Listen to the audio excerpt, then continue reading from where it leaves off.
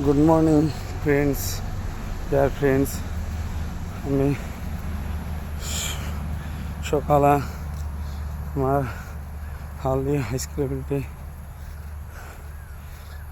দৌড় পারলাম 1.5 কিলোমিটার।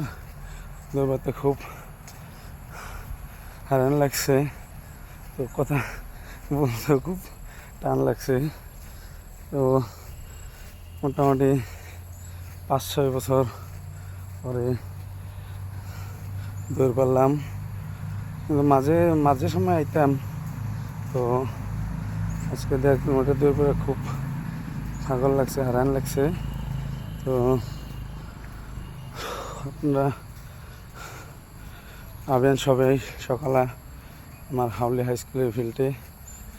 তো আশা করি সবাই আবেন আর ফিল্ডে দৌড় পেরে ব্যায়াম এক্সারসাইজ করলে শরীর ভালো থাকে আপনার, তাই সবাই।